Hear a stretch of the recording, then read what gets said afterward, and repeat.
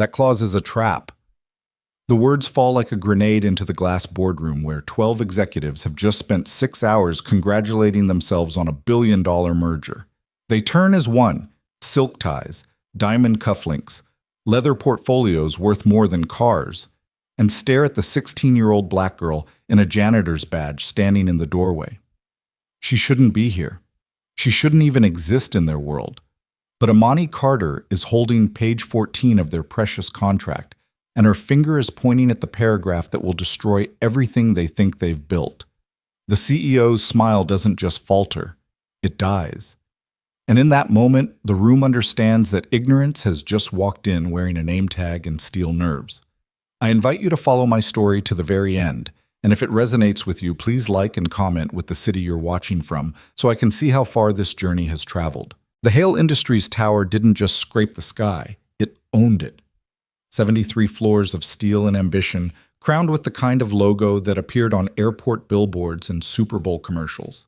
Inside, the air always smelled faintly of leather and espresso, a scent carefully engineered to remind everyone that this was where power lived, where decisions worth billions were made before most people finished their morning coffee. Amani Carter had never wanted to be inside this building, but her mother, Diane, had worked its night shift for 11 years, and when the regular cleaning crew called in sick during merger week, Diane had asked, just once, if Amani could help. 16 years old, junior year at Madison Prep, college applications already drafted, Amani had 3 AP exams coming and exactly 0 interest in corporate America. But her mother's voice on the phone had carried that particular weight, the one that meant the rent was close and the overtime mattered. So Imani had said yes. Now, at 9:47 on a Tuesday night, she pushed a commercial-grade vacuum down the 42nd floor hallway, her mother 2 offices ahead with the disinfectant and microfiber cloths.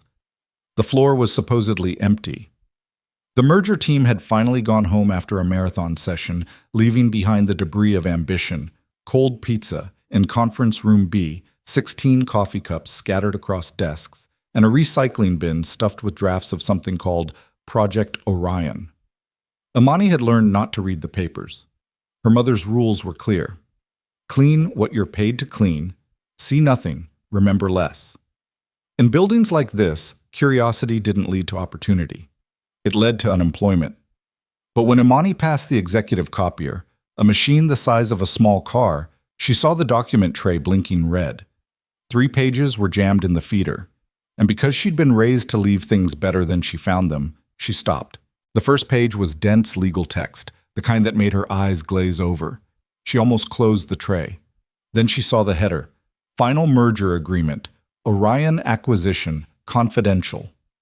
Imani knew she should walk away. Instead, she pulled the pages free, straightened them, and read the first paragraph. Then the second. By the third, her heart was beating faster. By page 14, she'd stopped breathing altogether. Imani? Her mother's voice floated from the corner office. You almost done with that hallway? Yeah, Mom, 2 minutes. Imani photographed the pages with her phone, quickly, hands shaking slightly, then placed them back in the tray and cleared the jam. The copier beeped its gratitude. She returned to her vacuum, but her mind was already 3 steps ahead, parsing what she'd just seen. The language had looked normal at first. Standard acquisition terms, purchase price, stock transfers, regulatory approvals. But buried in Section 9, subsection C, was a liability clause that didn't just shift risk, it obliterated it. Every environmental penalty, every labor violation, every lawsuit pending against the acquired company would transfer entirely to the buyer. Not shared, not negotiated, transferred. The company being acquired would walk away clean, while Hale Industries would inherit a legal graveyard it didn't even know existed. Imani had spent the last 2 years reading everything she could about corporate fraud. Not because she wanted to work in business, she didn't, but because her 8th grade civics teacher had assigned a project on the 2008 financial crisis, and Imani had gone down a rabbit hole that never ended. Enron, WorldCom, Theranos. She'd studied them all, reading case documents late into the night, learning how empires collapsed not through violence but through language, through sentences designed to hide the truth in plain sight. This contract was exactly that kind of sentence. She wanted to tell someone, but who? Her mother would panic. Her teachers would say it wasn't her business, and the people who'd written this document were the same people who signed her mother's paychecks. Imani finished the hallway, helped her mother lock up, and rode the elevator down in silence, the phone in her pocket feeling heavier with every floor. They were in the parking garage, walking toward Diane's 15-year-old Camry, when Imani finally spoke. "Mom, if you saw something wrong at work, something big, would you say something?" Diane stopped, keys in hand, and turned. Her face was tired in the fluorescent light, the kind of tired that came from a decade of night shifts and double-checking that doors were locked so other people could sleep easy. "Baby, what are you asking me?" "Hypothetically. Hypothetically, I'd remember that people like us don't see things. We clean them." Diane's voice was soft, but it carried an edge. "And if we forget that, we stop being invisible. You understand?" Imani nodded, but she didn't agree. That night, lying in bed, she opened her phone and studied the photos again. The more she read, the worse it got. The acquired company, Meridian Tech, had been flagged by the EPA twice in the last year for chemical disposal violations. There were 3 wrongful termination lawsuits pending. The CEO had quietly resigned 4 months ago, right when these merger talks must have started. This wasn't a merger. It was a trap. And tomorrow morning, Adrian Hale, the man whose name was on the building, whose face smiled from the cover of Forbes every other year, was going to sign the contract that would destroy his own company. Imani stared at the ceiling and made a decision that would change everything. She was going to tell him. The next morning, Imani woke at 5, showered, and dressed in the only professional clothes she owned. Black slacks from a model UN conference, a white button-down her aunt had bought her for college tours, and flats that pinched her toes. She braided her hair, skipped breakfast, and caught the early bus downtown. Madison Prep didn't start until 8. She'd have time. Hale Industries didn't open to the public until 9, but the ground floor lobby was already alive with activity. Security guards, delivery workers, early employees swiping through the turnstiles. Imani approached the reception desk, where a young woman with perfect makeup and a bored expression barely looked up. "Can I help you?" "I need to speak with Mr. Hale." Now the woman looked up. Her expression shifted from bored to bemused. "Do you have an appointment?" "No, but—" "Then you can't see Mr. Hale." She returned to her screen. Imani's pulse quickened. "It's about the Orion merger.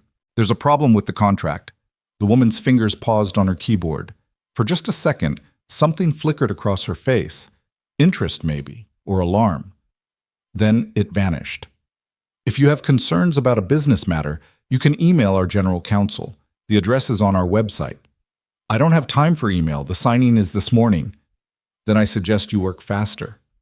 The woman's smile was pleasant and final. "Next, please." A man in a gray suit stepped around Imani, already pulling out his employee badge. Imani moved aside, her face burning. She'd known this was a long shot, but she'd underestimated just how invisible she'd be. To this building, she wasn't a person with urgent information. She was a kid without an appointment, taking up space in a lobby designed to keep her kind out. She pulled out her phone and typed quickly. "Adrian Hale Orion, Merger Section 9C, Liability Trap. Meridian Lawsuits, EPA." She sent it to the company's general counsel email, then to the investor relations address, then to 3 business reporters whose names she remembered from articles she'd read. Then she went to school. By lunch, nothing had happened. No responses, no acknowledgement. By 3 o'clock, she'd convinced herself she'd done all she could. By 6, when her mother called, Imani knew she'd been wrong. "Baby, I need you to stay calm." Diane's voice was shaking. "I've been suspended." Imani sat down hard on the school's front steps. "What?" "They called me into HR this afternoon, said there was a security incident last night, that someone accessed confidential documents in an area I was cleaning. They reviewed the cameras. They saw you near the copier."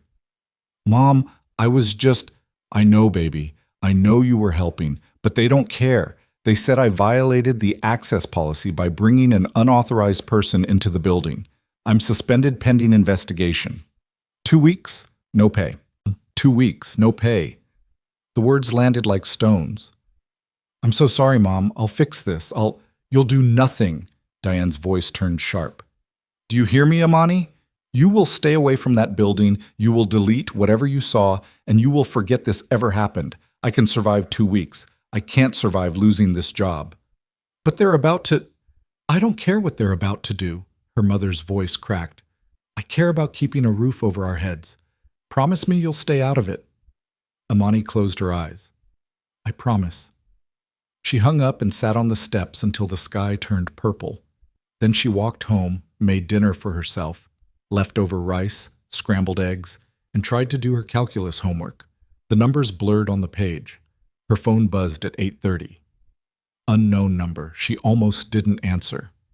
Hello? Is this Amani Carter? The voice was male, older, careful. Who's asking? My name is Elliot Crane. I used to work in Hale Industries' legal department. I resigned 4 months ago because I couldn't stomach what I was seeing. And this afternoon I got a very interesting email forward from a friend in IT security about a girl who tried to warn the company about Orion. Amani's breath caught. How did you get my number? I'm good at finding things, and I'm calling because you're right. Section 9C is a trap. It's also not an accident. What do you mean? I mean, someone inside Hale Industries wants this deal to go through exactly as written. Someone who stands to benefit when Adrian loses everything. Amani stood up, pacing her small bedroom. Why would anyone inside the company want to destroy it? Because they're being paid by the other side. Meridian isn't collapsing by accident. It's being gutted on purpose, stripped of assets, loaded with liability, then sold to a buyer who doesn't know he's signing his own bankruptcy papers. And once Hale Industries goes under, the people who set this up will buy the pieces for pennies and rebuild. That's insane. That's business. Elliot's voice was grim. And the person orchestrating it isn't some outsider. It's Adrian Hale's wife. The room tilted. Selina Hale? Amani whispered. The woman whose photo appeared in charity gala announcements, who chaired hospital fundraisers and museum boards, whose smile was as polished as the marble floors of the tower. Selina Hart, technically, she kept her name professionally, and she's brilliant. She's been working with Meridian's dealmaker, a man named Graham Voss, for over a year. They've been moving money through shell companies, staging the EPA violations, orchestrating the lawsuits, everything designed to make Meridian look like a failing company in need of rescue. Adrian thinks he's saving jobs and expanding the business. He's actually buying a bomb. Do you have proof? I have enough to get myself killed if I go public. Elliot's voice dropped. But I have something better. I have the wire transfers, offshore accounts, emails between Selina and Voss. And yesterday I intercepted a payment, $2.5 million, scheduled to move from one of Selina's shell accounts to Voss's holding company in the Caymans. I stopped the transfer, froze the account. They know someone's on to them, but they don't know who. Yet. Why are you telling me this? Because you saw it too. Because you tried to warn them and got your mother punished for it. And because I can't do this alone. He paused. I need someone Adrian will actually listen to. Someone unexpected. Someone who has nothing to gain by lying. I'm 16. I know, that's exactly why it might work. Amani sat down on her bed, her mind racing. What do you want me to do? Tomorrow morning, the signing ceremony happens at 10. Adrian will be surrounded by lawyers, board members, press. You won't get close. But there's a gala tomorrow night, a fundraiser Selina's hosting at the Carlisle Hotel. Adrian will be there. Selina will be there. And if you can get inside, if you can get 30 seconds with Adrian alone, I'll send you everything you need to make him listen. How am I supposed to get into a charity gala? Leave that to me. Just be ready. And Amani? His voice turned deadly serious. Once you do this, they'll come after you, not legally. Worse, they'll try to erase you, your credibility, your future, your family's stability. Are you sure you want this fight? Amani thought about her mother, suspended for doing her job. She thought about Adrian Hale, about to lose everything because he trusted the wrong person. She thought about all the people whose jobs depended on Hale Industries surviving. I'm sure. Good. I'll be in touch. The line went dead. Imani sat in the dark, her phone still pressed to her ear, and realized she'd just stepped into a war she didn't understand. But she'd also just found the only ally who believed her. The next morning, the merger signing happened exactly as planned. Amani watched it from her living room, the press conference streaming on her laptop. Adrian Hale stood at a podium, flanked by Graham Voss and a team of lawyers smiling as he announced the acquisition of Meridian Tech for $800 million. The stock ticked upward. Analysts called it bold. Visionary. Amani felt sick. Her phone buzzed at noon, a text from the unknown number. Gala tonight. Peninsula Hotel, not Carlisle. They moved it last minute. Your name is on the catering staff list. Uniform will be in locker 12, employee entrance 7 p.m. Memorize this. Adrian's assistant is named Claudia. She'll be in a red dress. She's the only person who can get you close to him. Good luck. Then, attached is everything. Don't open it until you're in front of him. They're monitoring communications. Stay smart. Amani stared at the message, then at the attachment, a single encrypted file. She had 5 hours. At 6:45, Amani stood outside the Peninsula Hotel's employee entrance, her heart hammering. The uniform fit. Black slacks, white shirt, vest with the hotel's crest. Her hair was pulled back. She looked like she belonged. She pushed through the door. The back hallways of a luxury hotel were nothing like the front. Concrete floors, flickering lights, the smell of industrial detergent. Amani found locker 12, changed quickly, and clipped on the name tag that said Taylor. Then she walked into the gala. The ballroom was breathtaking. Crystal chandeliers, ice sculptures, a string quartet playing something Amani didn't recognize, women in gowns that cost more than a car, men in tuxedos that fit like they'd been poured on, and at the center of it all, standing beside a woman in a silver dress that caught every light in the room, was Adrian Hale. Selena Hart, Hale, was magnificent. Amani had seen her photo, but photos didn't capture the force of her presence. She moved through the crowd like gravity itself, pulling people into her orbit, laughing at jokes, touching arms, making everyone feel like the most important person in the room. She was also a predator. Amani circulated with a tray of champagne, watching, waiting. Claudia was easy to spot. Red dress, sharp eyes, standing 2 steps behind Adrian at all times, scanning the room like a Secret Service agent. At 8:30, Adrian excused himself and headed toward the hallway. Claudia followed. Amani ditched her tray and moved. She caught up to them outside the restrooms. "Excuse me, Ms. Claudia?" The woman turned, her expression instantly guarded. "Yes? I have a message about the Orion contract, Section 9C. It's urgent." Claudia's face didn't change, but her eyes sharpened. "Who are you?" "Someone who's trying to stop your boss from losing everything." For 5 long seconds, Claudia stared at her. Then she turned to Adrian, who'd paused mid-step. "Sir, you need to hear this." Adrian Hale looked at Imani, really looked, for the first time, and his expression was pure confusion. "You're the girl from the copier. Security sent me the report." "Yes, sir. And I'm the one who tried to warn you yesterday. My name is Imani Carter, and that contract you signed this morning is going to destroy your company. I can prove it, but we don't have much time." Adrian glanced at Claudia, then back at Imani. "You have 60 seconds. Imani pulled out her phone, opened the encrypted file, and turned the screen toward him. "This is a wire transfer record, $2.5 million, from your wife to Graham Voss. It was scheduled to move yesterday, 1 day before you signed the deal. Someone stopped it." Adrian's face went pale. "Keep reading," Imani said quietly. "There's more." And as the string quartet played and the champagne flowed and Selena Hart smiled her perfect smile, Adrian Hale began to understand that his empire wasn't just at risk. It was already burning. Adrian's hand trembled as he scrolled through the file. Claudia moved closer, her eyes scanning the screen over his shoulder, her face draining of color with each swipe. The hallway suddenly felt too narrow, too exposed. A waiter passed with a tray of empty glasses, oblivious to the detonation happening 3 feet away. "This can't be real," Adrian whispered, but his voice carried no conviction.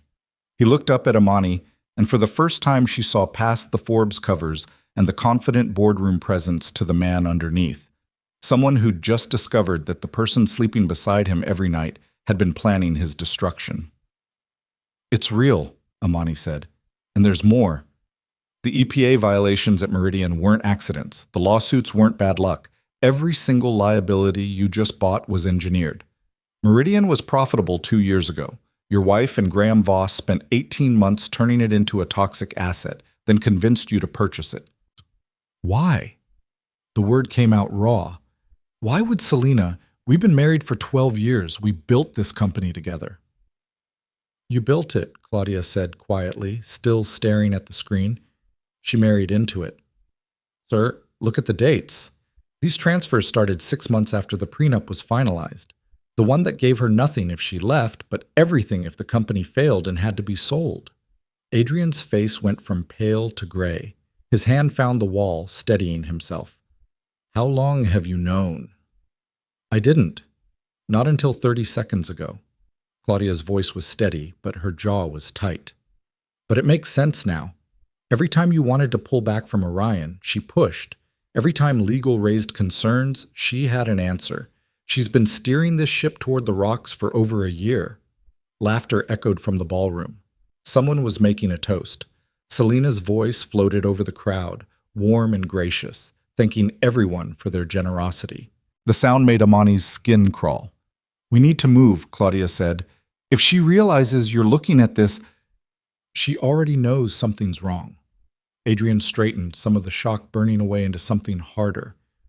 That payment Amani mentioned, the stop transfer, Selena would have noticed immediately. She's probably been scrambling all day trying to figure out who intercepted it. Then she's dangerous, Amani said. The person who sent me this file, Elliot Crane, said they'd come after anyone who threatened the plan. He quit your company 4 months ago because he couldn't stomach what he was seeing. He's been gathering evidence ever since. Adrian's eyes sharpened. Elliot Crane. I remember him. Brilliant attorney. I thought he left for a better offer. He left because he knew if he stayed, he'd either have to participate or disappear. Amani glanced toward the ballroom. And right now, I'm guessing your wife is wondering where you are. As if summoned, heels clicked in the hallway. All three of them turned. Selena Hart appeared around the corner, her silver dress catching the light like armor. She stopped when she saw them, her smile perfect, her eyes scanning the scene with surgical precision. Adrian, darling, people are asking for you. The auction's about to start. Then her gaze landed on Amani, and something flickered across her face. Recognition, maybe, or calculation. And who's this? Catering staff, Claudia said smoothly. She was just asking about the timeline for clearing tables. How industrious. Selena's smile didn't waver, but her eyes stayed locked on Amani. You look familiar. Have we met? No, ma'am. Amani kept her voice level, but her pulse was hammering. This close, she could see the intelligence behind Selena's perfectly made-up face, the kind of mind that could juggle shell companies and offshore accounts while planning a charity gala without breaking a sweat. Selena turned back to Adrian. Shall we? Graham's looking for you. Something about finalizing the press strategy for Monday's announcement. I'll be right there, Adrian said. His voice was calm, but Amani could see the muscle jumping in his jaw. I need a moment. Selena's smile tightened fractionally. Of course. Don't keep them waiting too long. She glided away, but not before her eyes swept over Amani one more time, cataloging, filing, planning. The moment she was gone, Adrian exhaled. She knows. Maybe not everything, but she knows something's off. Then we can't stay here. Claudia pulled out her phone. I'm calling Marshall. He's head of corporate security, former FBI. If anyone can lock this down. No. Adrian's voice was sharp. We don't know who else is involved. If Selena's been working with Voss, she's been paying people. Security, IT, maybe even board members. We bring in the wrong person, and this whole thing disappears. Evidence, witnesses, everything. Then what do we do? Claudia demanded. Adrian looked at Amani. You said someone sent you this file. Can you reach them? Amani nodded. He said he'd be monitoring. If I need him, tell him we need to meet, tonight, somewhere Selena can't follow. Adrian's voice had shifted, taking on the edge of someone who'd made a decision. And tell him to bring everything, wire transfers, emails, account records, all of it. If we're going to stop this, we need evidence that will hold up in court and in the press. Claudia, get me Ted Harmon's number.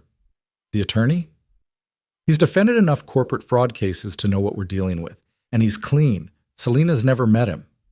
Adrian's mind was clearly racing now, pieces clicking into place. We have maybe 12 hours before she realizes the trap's been sprung. We use them.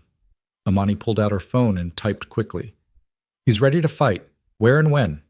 The response came in seconds. Warehouse District, 2250 Howell Street. Midnight. Come alone, all of you. They'll be watching the building. She showed Adrian the message. He nodded once. Tell him we'll be there. Sir, Claudia said carefully, if this goes wrong, if she's been monitoring communications, if someone tips her off, then I lose everything anyway. Adrian's voice was quiet but absolute. At least this way, I go down fighting. They separated. Adrian returned to the ballroom, playing the role of attentive husband and gracious host. Claudia disappeared to make calls from a secure line, and Amani slipped out the employee entrance, ditched the catering uniform in a dumpster 3 blocks away, and walked until her hands stopped shaking. At 11:45, she stood outside the warehouse on Howell Street. The building was dark, abandoned, surrounded by other forgotten structures that had once housed manufacturing dreams and now housed nothing but rats and ghosts. A single light burned in a third-floor window. Headlights cut through the darkness. A black sedan pulled up, and Adrian stepped out, followed by Claudia. He'd changed into jeans and a dark jacket, looking nothing like the man who'd stood at that podium this morning. Claudia carried a laptop bag and had her phone pressed to her ear, speaking in rapid, clipped sentences. Harmon's in, she said as she hung up. He'll meet us at his office at 7 a.m., but he wants to see the evidence first. He won't touch this without confirmation it's solid. He'll get it, Adrian said. He looked up at the building. Let's go. They climbed 3 flights of stairs, their footsteps echoing in the empty stairwell. The third floor was a single open space, stripped of machinery, covered in dust. And in the center, beneath the single bare bulb, stood a man Amani had never seen but instantly recognized. Elliot Crane was in his 50s, gray at the temples, with the kind of lean build that came from running or stress, or both. He wore wire-rimmed glasses and carried himself with the careful posture of someone who knew he was being hunted. When Adrian entered, Elliot's expression flickered. Relief, maybe, or vindication. Mr. Hale. Elliot. Adrian crossed the space, and the 2 men stood facing each other like soldiers who'd survived the same battle. You were right. About all of it. I wish I'd been wrong. Elliot gestured to a folding table where a laptop sat open, surrounded by file folders and a portable hard drive. Everything's here. 18 months of transactions, emails, recorded phone calls. Selena's been using 3 different shell companies, one in Delaware, one in the Caymans, one in Singapore. Graham Voss is the face of the operation, but she's the architect. Adrian moved to the table, Claudia and Amani flanking him. The laptop screen showed a spreadsheet, rows and rows of transfers, dates, amounts, account numbers. Elliot clicked through tabs, emails between Selena and Voss discussing Phase 2 and asset liquidation, photos of documents that detailed the deliberate sabotage of Meridian's environmental compliance, audio files with timestamps. This one's my favorite, Elliot said, his voice dark. He clicked play. Selena's voice filled the room, crystal clear. The EPA inspection is scheduled for the 15th. Make sure the holding tanks are leaking by then. I don't care how you do it, just make it visible enough that they have to file a report. Voss's response was oily smooth. And Adrian? Adrian sees what I show him. He trusts me. That's his weakness. The file ended. The silence was crushing. Adrian's hands were flat on the table, his knuckles white. When was this recorded? 4 months ago. I was still working in legal, and I'd started noticing irregularities in the Meridian due diligence. I installed monitoring software on the conference room phones. Technically illegal, but I was more worried about staying alive than staying legal. Elliot removed his glasses, cleaned them with shaking hands. I gathered what I could, then I got out. I've been living in extended stay motels ever since, moving every few days. She's had people looking for me. How do you know? Amani asked. Because someone broke into my apartment 2 weeks after I left. Professionally. Nothing stolen, nothing disturbed, just a message. They wanted me to know they could reach me. He put his glasses back on. That's when I started making copies. Multiple drives, multiple locations. If something happens to me, this all goes public automatically. Claudia was typing notes on her phone, her face a mask of concentration. The wire transfer Imani mentioned, the 2.5 million. How did you stop it? I still have access to some of the shell company accounts. Selena doesn't know. She thinks only Voss has the credentials. I froze the transfer and filed an alert with the Cayman Banking Authority claiming suspicious activity. It'll take them weeks to untangle it, but it bought us time. Elliot looked at Adrian. She's going to move fast now. Once you signed that contract this morning, the clock started. She needs you to start integrating Meridian's operations, mixing the liabilities into Hale Industries' structure so thoroughly that when the lawsuits and penalties hit, they take down the whole company. 6 months, maybe less, and you'll be drowning in legal fees and settlements. The board will panic, stock will crash, and she'll push for a sale. Voss already has buyers lined up. Chinese investment group, very quiet, very generous. They'll purchase the pieces for a fraction of what they're worth, and Selena walks away with 200 million. Over my dead body, Adrian said quietly. That might be the alternative she's considering. Elliot wasn't joking. These people don't play games. Voss has connections, not mob, not exactly, but close enough. People who make problems disappear. Imani felt ice slide down her spine. My mother got suspended because I was near that copier. What happens to her if this goes public? If this goes public the right way, your mother gets her job back and a formal apology, Adrian said. If it goes wrong, we all disappear. He turned to Elliot. What do you need from me? Access. I need to get back into Hale Industries' servers without Selena knowing. There are emails in your internal system, communications between her and Voss that went through your company's server because she thought they'd be buried in the traffic. If I can pull those, we'll have proof that she used company resources to commit fraud. That's a federal crime, and it gives the FBI jurisdiction. I can get you in, Claudia said, but it'll have to be tonight. By tomorrow morning, if she suspects anything, she'll wipe the servers. She has the authority. Adrian was already nodding. Do it. What else? We need to file an injunction, Elliot continued. Stop all integration activity with Meridian immediately. Freeze the merger until a full audit can be completed. Harman can file it first thing in the morning if we get him the evidence tonight. And Selena? Adrian's voice was hollow. What do we do about my wife? Nothing. Elliot's voice was firm. You go home. You act normal. You don't confront her. You don't tip your hand. The moment she knows you're onto her, she'll run, and she'll take all the evidence with her. We need her to think she's winning for another 12 hours. I have to sleep next to someone who's been planning to destroy me. Adrian's laugh was bitter. How do I do that? The same way you've been doing it for 18 months, Claudia said softly. You just didn't know you were doing it before. They worked until 3 in the morning. Claudia hacked into Hale Industries' servers using a backdoor only she and the IT director knew existed. Elliot walked her through the directories, pointing out where to dig. They found the emails, dozens of them. Selena corresponding with Voss using her company email, probably thinking it was safer than her personal account. They found calendar entries, expense reports for meetings that were labeled charity planning, but that matched up perfectly with Meridian's EPA inspection dates. They found everything. Imani watched it all unfold, feeling simultaneously vital and invisible. She'd started this chain reaction by reading 3 pages in a copier tray, and now she was watching an empire's foundations crack in real time. It should have felt triumphant. Instead, it felt terrifying.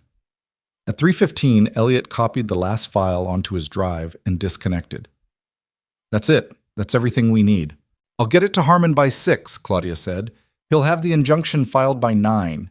Adrian, you need to be in the office by 8, acting like it's a normal day. When the injunction hits, you need to look as surprised as everyone else. What about Selena?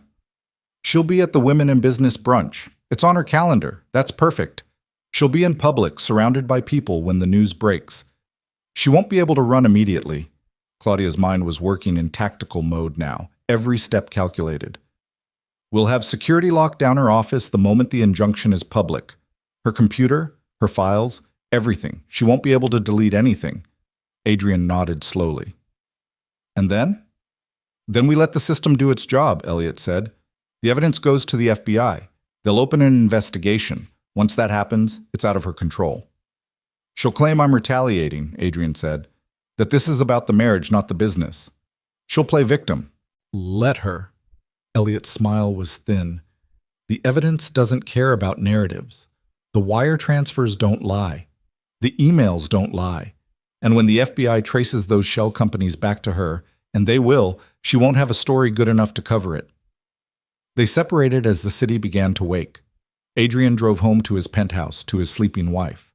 Claudia went to her apartment to shower and change, to prepare for a day that would rewrite everything. Elliot vanished back into whatever shadows he'd been living in. And Amani took the bus home, climbed the stairs to her mother's apartment, and lay down on her bed fully clothed, staring at the ceiling as dawn broke. Her phone buzzed at 5:30. Her mother texting from the bedroom. Can't sleep. You okay? Amani texted back, I'm okay. Everything's going to be okay. She hoped she wasn't lying. At 7:45, Amani sat in her first period calculus class, pretending to pay attention to derivatives while her phone sat hidden in her lap, waiting for news. At 8:30, her phone vibrated. A text from an unknown number. Injunction filed, hell is about to break loose. At 8:53, Claudia sent a 3-word message. It's done. At 9:07, the financial news sites exploded. Breaking, federal injunction halts Hale Industries merger amid fraud investigation. Hale Industries under FBI investigation. Orion acquisition frozen. Anonymous sources claim insider trading. Shell companies in Hale merger deal. Amani watched her phone screen refresh again and again, each headline more explosive than the last. Around her, students were checking their phones, murmuring. Someone said, Isn't that the company your mom works for? But Amani barely heard them. At 9:20, her phone rang. Her mother. Baby, turn on the news. Something's happening. They're saying the merger's been stopped. They're saying... Diane's voice caught. They're saying Adrian Hale's wife might be involved in fraud. I know, Mom. How do you... Then understanding. Amani, what did you do? What you taught me, Amani said quietly. I saw something wrong, and I couldn't walk away. There was a long silence. Then her mother said, Come home. Right now. Come home. Amani gathered her things and walked out of class without asking permission. She made it to the hallway before her phone rang again. Claudia's voice was tight. She ran. Selena saw the news, walked out of the brunch, and disappeared. We have people checking her apartment, the airport, train stations. But she's gone. And Amani? A pause. Voss is gone too. They left together. What does that mean? It means they knew this was a possibility. It means they had an exit plan. Claudia's voice hardened. And it means they're going to come after anyone who can testify against them. Elliot's already in protective custody. FBI picked him up an hour ago. Adrian's safe. He's surrounded by security and lawyers. But you, I'm nobody, Amani said. I'm just the girl who read the contract. You're the witness who started this entire thing.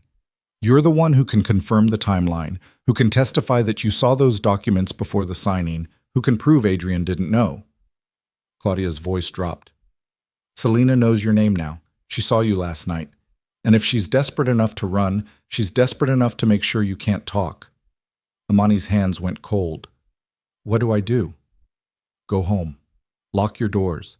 Don't open them for anyone except the police or someone I send personally. I'm getting a protective detail assigned to you right now. My mother is probably already under watch. If Selena's smart, and she is, she knows the best way to control you is through your mother. Claudia's voice turned gentle. I know you're scared. But you did the right thing, and we're going to keep you safe, I promise. The line went dead. Amani ran. She made it home in 15 minutes, her breath burning in her lungs, her mind racing faster than her feet. The apartment door was locked. She burst inside. Mom? Here, baby. Diane appeared from the kitchen, her face tight with worry. What's happening? The news is saying Adrian's wife tried to destroy the company, that there's an FBI investigation. It's all true. Amani locked the door behind her, checked the windows. And I'm the one who exposed it. Diane's eyes went wide. The copier, the contract you read. I couldn't let them steal everything, Mom. I tried to stay out of it. I tried to keep my promise. But then someone reached out to me and gave me proof, and I had to. The words tumbled out in a rush, and Diane pulled her close, holding tight. It's okay. It's okay. You did good, baby. You did so good. But her hands were shaking. They sat on the couch, lights off, curtains drawn, waiting. At noon, there was a knock. Amani's heart jumped into her throat. Ms. Carter, NYPD. Ms. Claudia Reeves sent us. Diane checked the peephole, saw the uniforms, the badges. She opened the door a crack. The officer was young, professional, calm. We're here to provide security until further notice. Is it all right if my partner and I set up outside your door? Yes. Thank you. They stayed there all afternoon, 2 officers rotating shifts, while inside, Amani and her mother watched the news coverage spiral. By evening, every major outlet was running the story. Photos of Selena and Graham Voss appeared on screen, labeled "Wanted for Questioning." Adrian held a press conference, his face drawn but steady, explaining that he'd been deceived, that an investigation was underway, that Hale Industries would cooperate fully. He didn't mention Amani. He didn't mention Elliot. He kept them out of the spotlight, protecting them the only way he could. At 8 p.m., Amani's phone buzzed. A message from Elliot's encrypted number. FBI has the evidence. They've issued warrants for Selena and Voss. Bank accounts frozen. Properties searched. They'll find them. Then, you saved a lot of people today.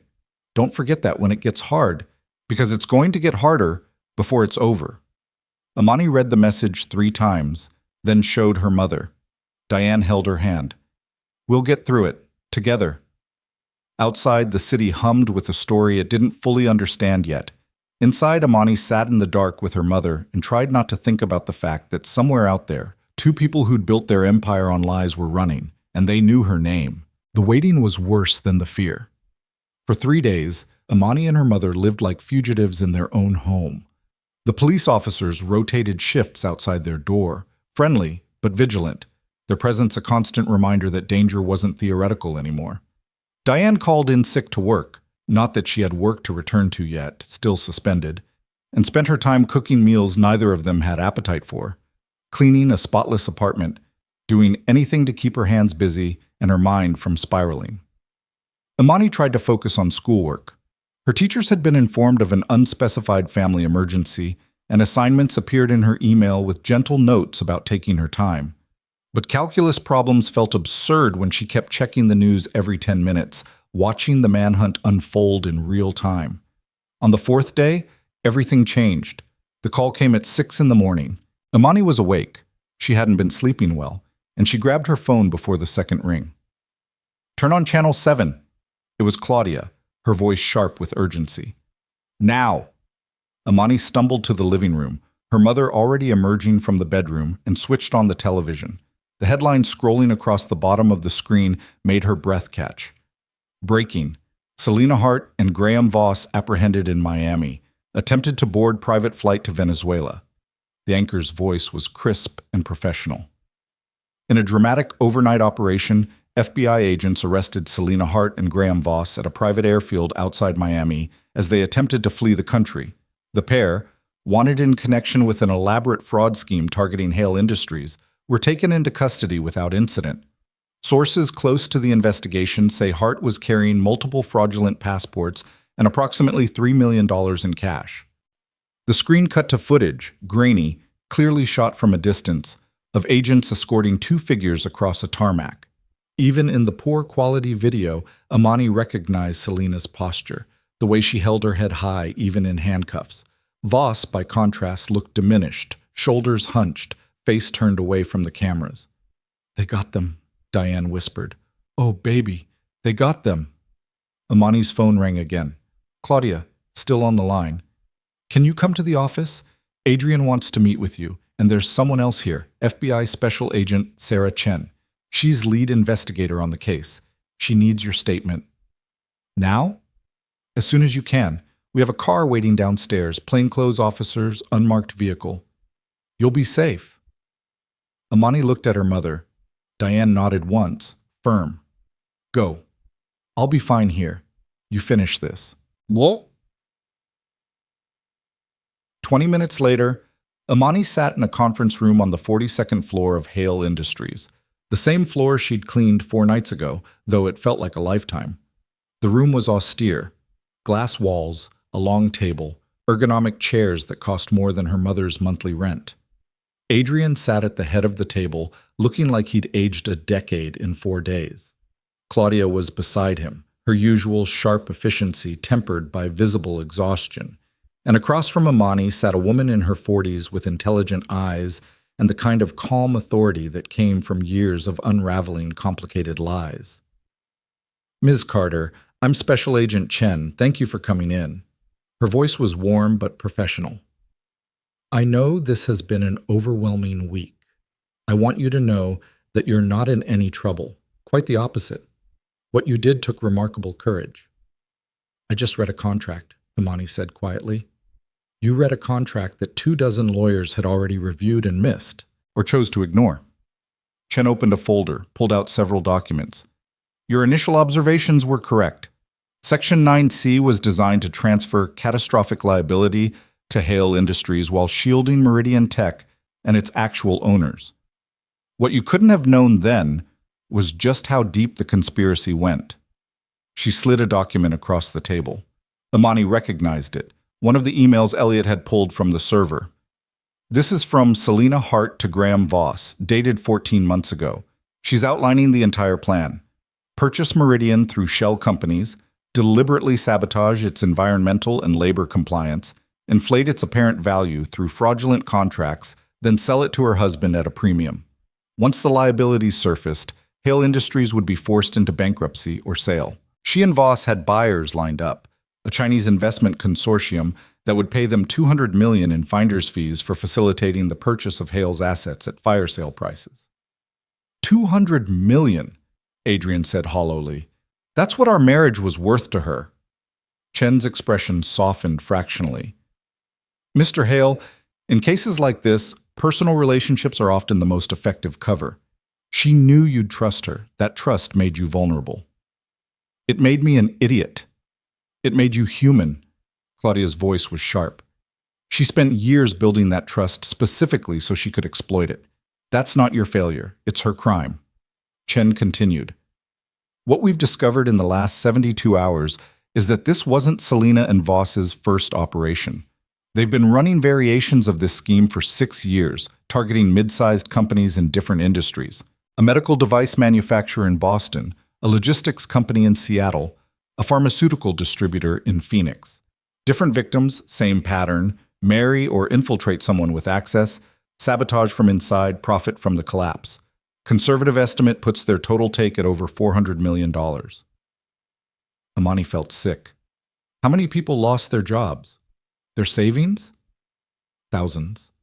And they would have gotten away with it if you hadn't noticed that one clause. Chen leaned forward. "That's why I need your statement, Ms. Carter. I need you to walk me through everything, from the moment you saw the contract to the moment you showed it to Mr. Hale. Every detail matters. Defense attorneys will try to poke holes in the timeline to suggest the evidence was planted or that Mr. Hale knew about the fraud and is using you as a scapegoat. Your testimony proves the truth. What do I have to do? Tell your story. Under oath when the time comes. It won't be easy. Selena and Voss will have expensive lawyers who'll try to discredit you. They'll bring up your age, your lack of business experience. They'll suggest you misunderstood what you saw or that you're being coached. But if you stick to the truth, if you let the evidence speak," Chen's voice turned hard as steel, "we will bury them." Amani thought about her mother, suspended without pay because Amani had tried to do the right thing. She thought about Elliot Crane, living in motels and looking over his shoulder for months. She thought about all the people who'd lost everything because 2 sociopaths had decided that human lives were acceptable collateral damage in their quest for wealth. When do we start? They spent 4 hours going through everything. Chen recorded Amani's statement, asked clarifying questions, showed her documents, and asked if she recognized them. Adrian sat silent through most of it, occasionally interjecting a detail about company procedures or timeline. Claudia took notes, building what she called the narrative, the story they'd tell in court, in the press, in every arena where this battle would be fought. At noon, Chen finally closed her folder. "That's enough for now. We'll need you again when the grand jury convenes, probably in 3 to 4 weeks. Until then, you should know that Selena and Voss have been denied bail. The judge called them flight risks, which, she allowed herself a thin smile, is accurate given we arrested them literally trying to flee the country. They're not getting out. They can't hurt you. What about their people? Amani asked. The ones who helped them. Are they all in custody? Chen's smile faded. We're still building that case. Voss had a network, shell company managers, corrupt accountants, a few lawyers who looked the other way for the right price. Most are scrambling to cut deals right now, offering testimony in exchange for lighter sentences. But there's one name that keeps coming up, someone we haven't identified yet. Voss's phone records show multiple calls to a blocked number in the week before the merger. We think this person might be the architect, the one who's been teaching them how to build these schemes. You think there's someone bigger than Selena and Voss? Adrian's voice was strained. I think they're very good at what they do, Mr. Hale. But they're not criminal masterminds. Someone taught them this. Someone's been helping them stay ahead of law enforcement for 6 years. Chen stood, gathering her files. That investigation is ongoing. For now, Ms. Carter, you should go home. Rest. Try to go back to normal life as much as that's possible. Normal life. The phrase sounded foreign, but as Amani stood to leave, Adrian spoke. Wait, please. He looked at Chen. Can I have a moment with her? Alone? Chen glanced at Claudia, who nodded. They left, closing the door behind them. Adrian and Amani sat in the conference room, 42 floors above a city that had no idea a 16-year-old girl had just helped take down a criminal empire. I owe you an apology, Adrian said finally. Your mother got suspended because you tried to warn us. She's been without pay for almost 2 weeks now. That's on me, on the policies I created, on the security culture I built. You did nothing wrong, and my company punished you for it. You didn't know? I should have. His voice was raw. That's what's been eating at me. I built this company on the idea that we do things right, that we treat people fairly, that we don't just chase profit. And somehow I created an environment where the janitor's daughter couldn't get through the front door when she had information that could save us all. What does that say about everything I thought I'd built? Amani didn't have an answer. She wasn't sure he expected one. Your mother's suspension is lifted, effective immediately. Full back pay, plus a bonus equal to 6 months' salary. Call it compensation for the stress we caused. And I'm creating a new position, Director of Ethics and Compliance. It's going to be an independent office, reporting directly to the board, with authority to investigate anything, question anyone, and shut down any deal that doesn't pass scrutiny. I want Elliot Crane to run it. And I want you to know that when you're ready, when you finish school, if you're interested, there's a place for you here. Not out of obligation, because you saw something no one else saw, and we need people who can do that. I'm not even in college yet, Imani said. Then I'll wait.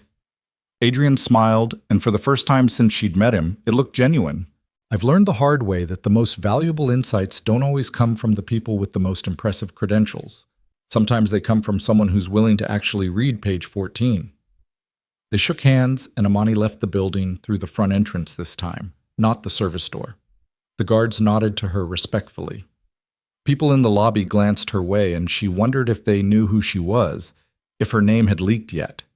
It didn't matter. She'd done what needed doing. The car took her home. The officers outside her door confirmed that the protection detail would stay through the weekend, then be reduced to periodic check-ins unless something changed. Inside, her mother had made dinner, real dinner, with vegetables and seasoning and the kind of care that meant things might actually be okay. Adrian called me, Diane said as they ate. Apologized personally. Said I have my job back, plus a bonus that, baby, it's more money than I make in 6 months. We can get ahead of the bills. We can breathe. That's good, Mom. It's more than good. It's because of you. Diane reached across the small table and took her daughter's hand. I was so scared this whole week. Scared they'd hurt you. Scared we'd lose everything. But you were right. You saw something wrong, and you couldn't walk away. And even though I wanted you to, even though I begged you to stay safe, you were right. Imani felt tears prick her eyes. I'm sorry I scared you. Don't you dare apologize for having courage. Just, next time you're about to take on a criminal conspiracy, Give your mother a little warning, okay? They both laughed, and it felt like breathing after being underwater too long. The weekend passed quietly. Amani caught up on homework, slept for 10 hours straight, and tried to remember what normal felt like. But on Monday morning, as she walked into Madison Prep, she realized normal was going to be complicated. Everyone knew. Her name hadn't been in the official press releases. Adrian and the FBI had kept her identity protected. But in a school of 400 students, secrets lasted about 18 seconds. Someone's parent worked in finance and had heard rumors. Someone else had seen Amani leaving the Hale building. By the time she reached her locker, 3 different people had asked if it was true that she'd exposed a billion-dollar fraud. Is it weird? Her friend Marcus asked at lunch, sitting across from her with genuine curiosity. Like, you're 16 and you just took down these huge corporate criminals. How does that even happen? I read a contract, Amani said for what felt like the 100th time. That's it. I just read the thing and noticed something was wrong. Yeah, but most people would have ignored it, figured it wasn't their business. Marcus shook his head. You could have just cleaned the office and gone home. My mom would have gotten hurt either way, Amani said quietly. Once I knew what they were planning, doing nothing wasn't an option. It would have just meant doing nothing while watching everything fall apart. That's what I mean. You didn't have to make it your problem, but you did. He grinned. You're kind of a badass, Carter. Amani threw a French fry at him, but she was smiling. The attention was weird. Not entirely comfortable, but not hostile either. Most people seemed impressed or curious or both. A few teachers pulled her aside to say they were proud of her. Mr. Henderson, her civics teacher, asked if she'd be willing to talk to his class about corporate accountability and citizen responsibility. She said maybe, after everything was really over. But not everyone was supportive. On Tuesday afternoon, as Amani left school, a black car pulled up to the curb. Not police. She'd learned to recognize their vehicles. This was expensive, sleek, tinted windows. The back door opened. Miss Carter, may I have a word? The woman who stepped out was in her 60s, impeccably dressed, with silver hair and the kind of face that had probably been beautiful once and was now simply formidable. Amani didn't recognize her, but something about her presence screamed power and danger in equal measure. Who are you? My name is Margaret Voss. Graham is my son. The woman's voice was cultured, controlled. And I'd like to discuss the situation you've created. Amani's hand went to her phone. I don't have anything to say to you. Then perhaps you'll listen. Margaret stepped closer, and Amani noticed the car's driver was watching them in the mirror, hand resting on something in his lap. My son made mistakes. I won't defend his actions. But you've made him a villain in a story that's far more complicated than the FBI or Adrian Hale would have you believe. There were others involved, people with much more power, much more culpability. Yet you're content to let Graham take the fall alone. He's not alone. Selena Hart is in jail with him. Selena.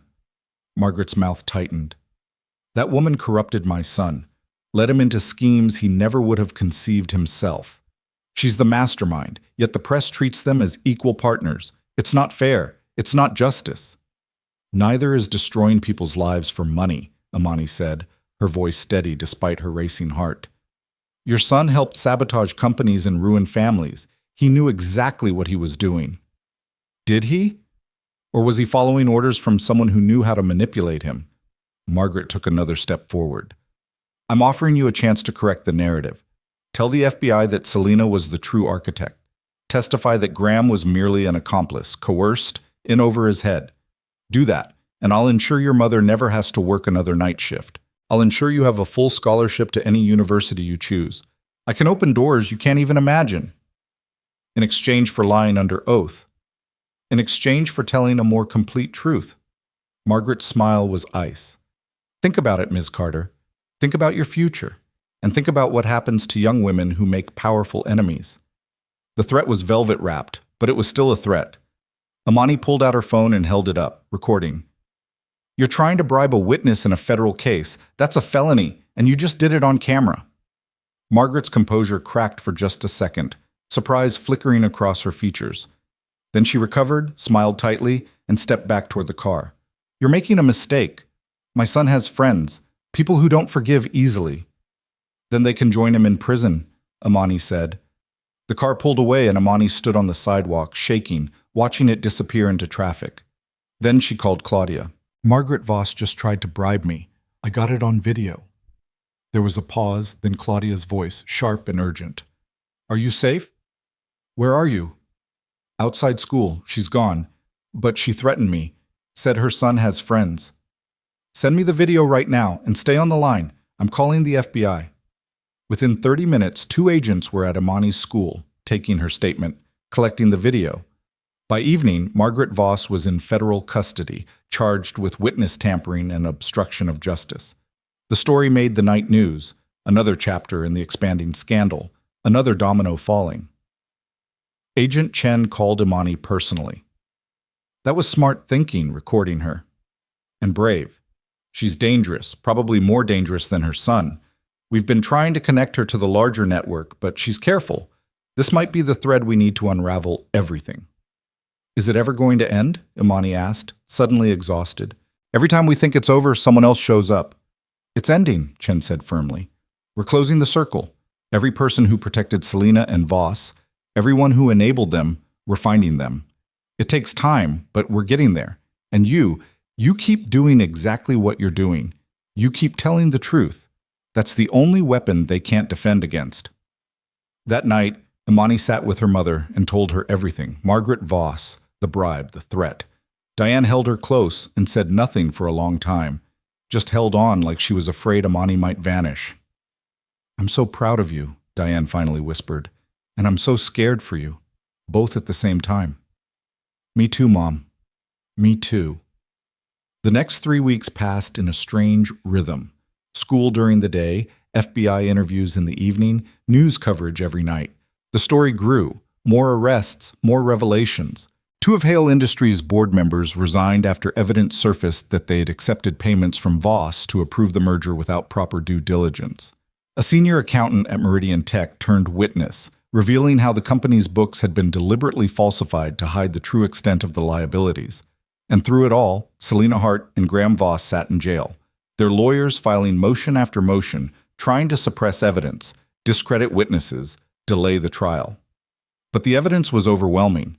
The wire transfers, the emails, the audio recordings, every piece fit together into an undeniable pattern. On a Friday afternoon, 4 weeks after the arrests, Imani received a message from Elliot Crane. They'd been communicating occasionally, brief check-ins, mutual support from 2 people who'd stumbled into the same war. Grand jury voted to indict. All charges. Trial set for 8 weeks from now. This is really happening. Imani read the message 3 times, letting it sink in. This was really happening. After everything. The fear, the threats, the sleepless nights. They were going to face their accusers in court. They were going to tell the truth under oath, and a jury would decide. She texted back, "Are you ready?" His response came quickly. "No, but we're doing it anyway. That's what courage is, doing the thing that terrifies you because it's right. You taught me that."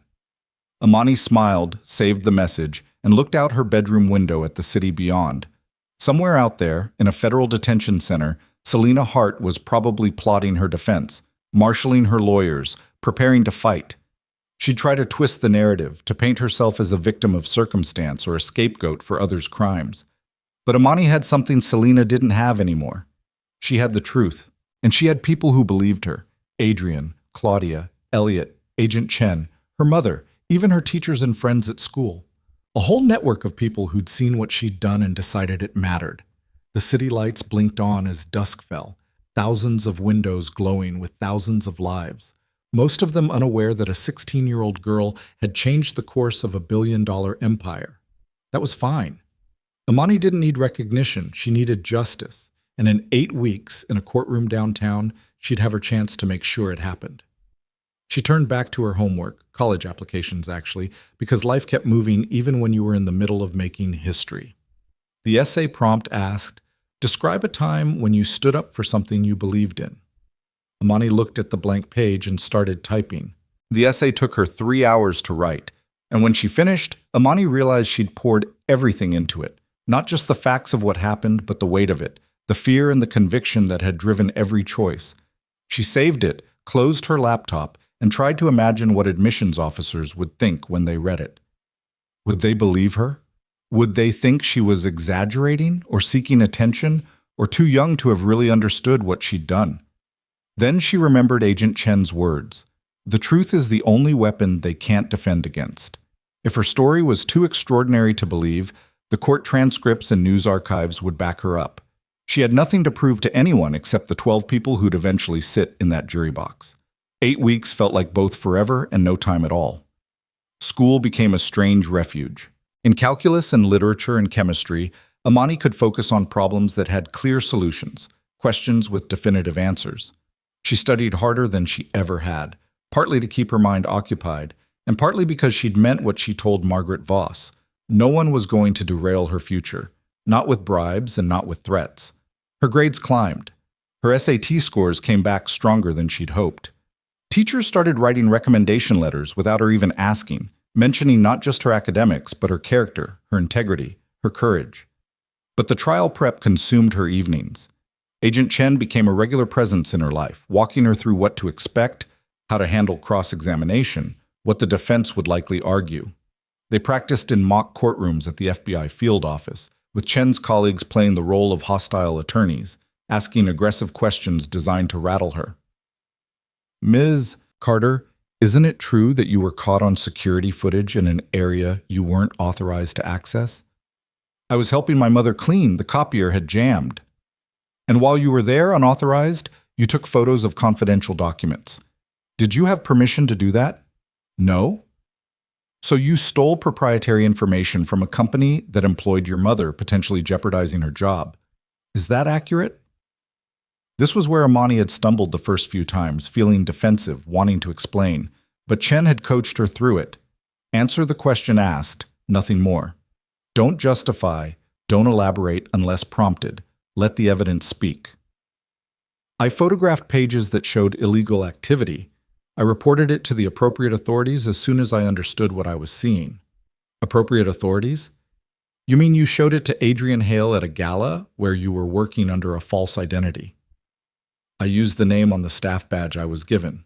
And yes, I showed it to Mr. Hale because he was about to finalize a contract that would destroy his company and hurt thousands of employees.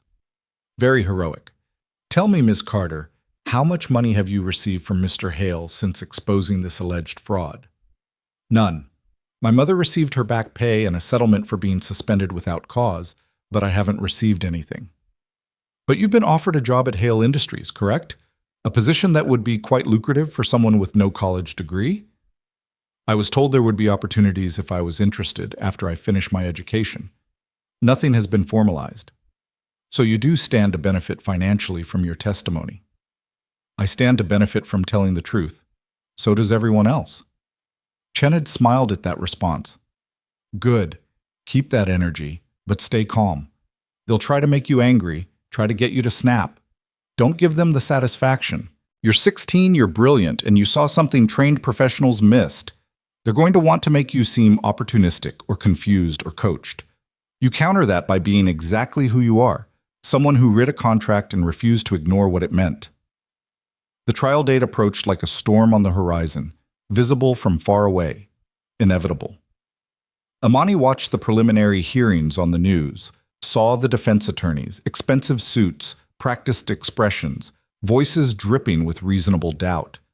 Selena's lead counsel was a man named Richard Ashford, legendary in corporate defense circles, famous for getting white-collar criminals reduced sentences or acquittals through procedural technicalities and jury manipulation. He'd already filed dozens of motions, trying to exclude the audio recordings as illegally obtained, trying to suppress the wire transfer evidence as fruit of an illegal search, trying to get Amani's testimony thrown out because she'd accessed documents without authorization. The judge, a woman named Helena Ortiz, 60 years old, with a reputation for running a tight courtroom and zero tolerance for theatrics, had denied every motion. The evidence would be heard. The witnesses would testify. Justice, she'd said in one hearing that went viral online, doesn't have a paywall. 2 weeks before trial, Adrian invited Amani to the Hale Industries Tower for a meeting. Not in the conference room this time, but in his personal office on the 73rd floor. Floor-to-ceiling windows looked out over the city, and Amani stood there for a moment, taking it in. The parks and rivers and buildings stretching to the horizon, millions of lives unfolding below, unaware of the battles being fought in boardrooms and courtrooms to protect them. Quite a view, isn't it? Adrian's voice was softer than she remembered. He looked better than he had a month ago, less haunted, more grounded. Still tired, but no longer broken. It's incredible. I used to come up here and think I was on top of the world, master of everything I surveyed. He joined her at the window. Turns out I couldn't even see what was happening in my own home. Some master. You trusted someone you loved. That's not a weakness. Isn't it? Adrian's smile was sad.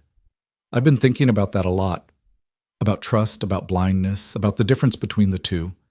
I trusted Selena because I loved her, yes. But also because trusting her was easier than questioning her. Looking back, there were signs, small things, inconsistencies in her stories, moments when her interest in the company felt more calculated than supportive.